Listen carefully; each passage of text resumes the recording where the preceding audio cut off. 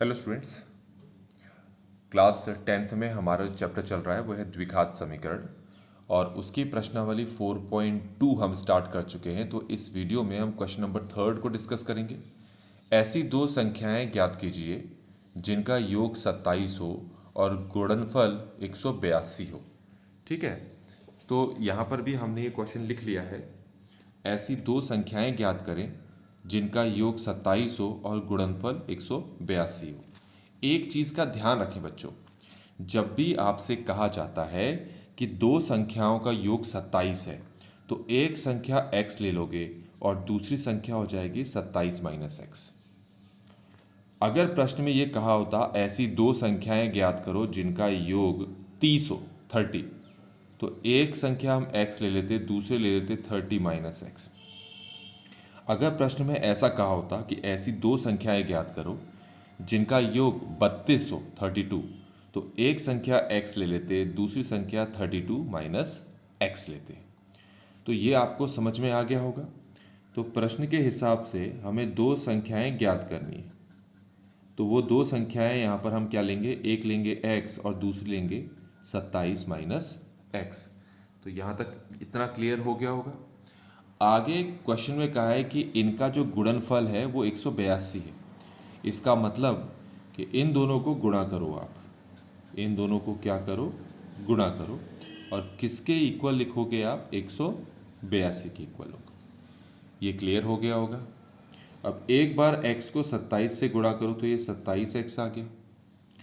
एक बार x को x से गुणा करो, माइनस है तो ये माइनस एक्स स्क्वायर हो जाएगा और ये बराबर हो गया 182। यहाँ तक क्लियर हो गया होगा आपको। अब इसको हम कैसे लिखेंगे, देखो ये हो जाएगा माइनस एक्स स्क्वायर, इसको फिर लिखेंगे हम प्लस 27x और दूसरी तरफ हमारे पास क्या है 182। अब इसको यहाँ लेकर आएंगे तो ये हो जाएगा minus x square plus 27x minus 182 equal to 0। तो ये देखिए हमारे पास यहाँ पर समीकरण, द्विघात समीकरण बनकर तैयार हो गया। अब इसको हल करना है, क्योंकि द्विघात समीकरण बन गया है तो इसको थोड़ा सा हम सरल भी कर लेते हैं। सरल क्यों करने की ज़रूरत है, देखो सबसे एक्स स्क्वायर के आगे माइनस है, वैसे ऐसे तो ज़रूरत नहीं है, वैसे भी हल कर सकते हैं, लेकिन हम चाहेंगे कि एक्स स्क्वायर के आगे जो माइनस है इसको हटा दें ताकि हमारे लिए थोड़ा सा सरल बन जाए। तो अगर कहीं से आप कोई साइन हटाना चाह रहे हैं तो फिर हर किसी के साइन उसी हिसाब से उल्टे हो जाएंगे। मतलब मैं क्या करता हूँ, इस पूरे समीकरण को माइनस से मल्टीप्लाई कर लेता हूँ।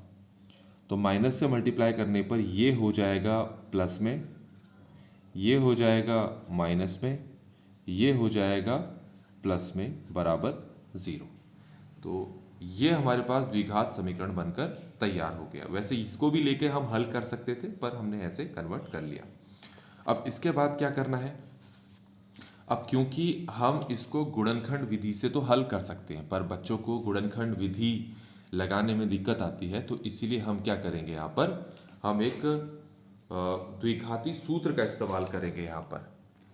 तो द्विघाती सूत्र का इस्तेमाल कैसे करते हैं वो देखेंगे आप।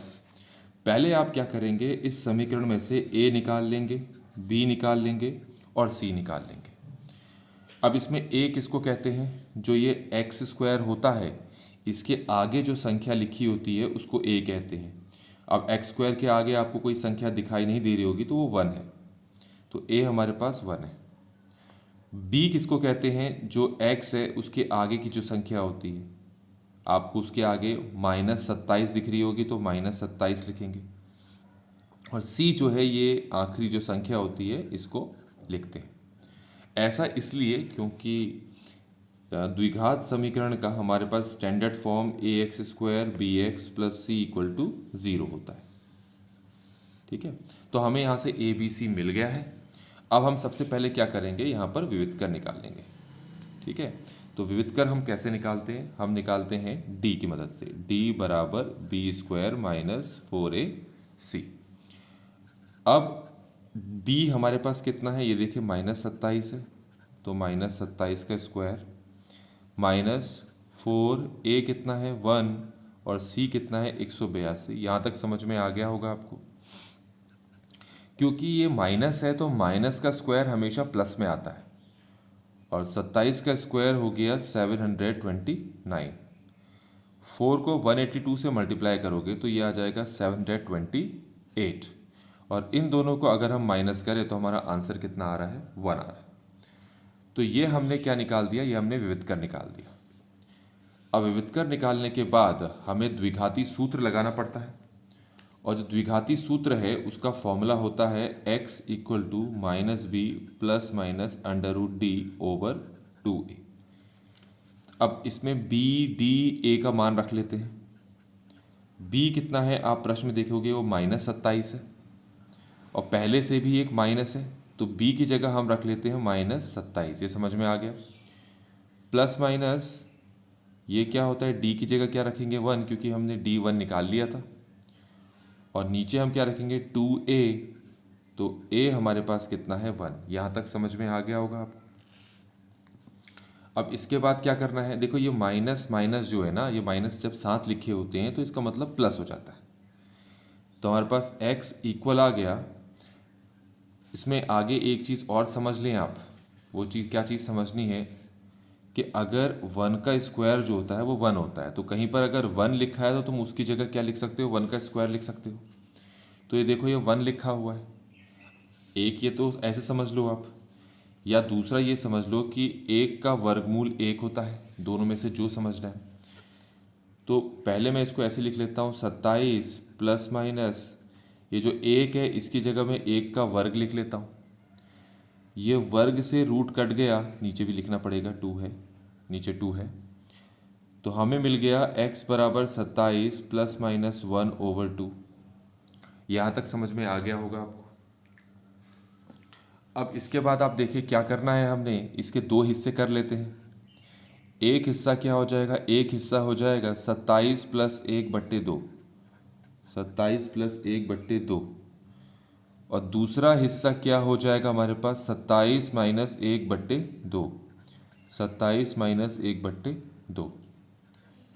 27 प्लस 1 हो गया 28, तो 28/2 हो गया, और 27 माइनस 1 हो गया 26, तो ये 26/2 हो गया।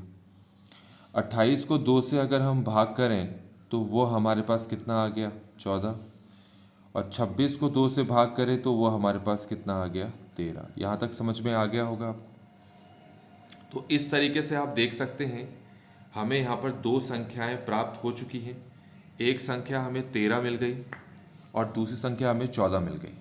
वैसे तो यही हमारे उत्तर है, लेकिन फिर भी आप प्रश्न में देखें, आपने 2 संख्याएं क्या मानी थी, एक x मानी थी, एक 27 माइनस x मानी थी। तो अगर ये x का मान 14 मैं यहाँ और यहाँ रख देता हूँ, इन दोनों जगह पर रख देता हूँ मैं, क्योंकि मुझे तो 2 संख्याएं निकालनी है, एक x है दूसरी 27 माइनस x है। तो ऐसी परिस्थिति में क्या होगा, मैं अगर 14 को यहाँ पर रख दूँ, तो दूसरे पेज पे रखता हूँ ज़रा। तो ये देखें आप, मैंने आपको क्या बताया, x के 2 मान मिल गए हमें, एक 14 और x का दूसरा मान 13 मिल गया। वैसे तो यही दोनों उत्तर हैं। x का मान अगर 14 में यहाँ रखूँ तो 14 का 14 आएगा, और यहाँ पर रखूँ इस जगह पर तो 27 माइनस 14 कितना हो गया, 13। तो तब भी देखो वही दोनों संख्या आ रही हैं जिनकी हमें ज़रूरत है। अगर मैं 13 को यहाँ रखूँ इस x की जगह, और इस x की जगह भी 13 रखूँ, तो 27 माइनस 13 कितना हो गया, 14। तो देखो 13 और 14 ही आ रहा है। तो इस तरीके से बच्चों ये जो प्रश्न है, इस प्रश्न का सही उत्तर है 13 और 14। तो फाइनली हमने ये वाला क्वेश्चन यहाँ पर कंप्लीटली सॉल्व कर लिया है। Thanks for watching.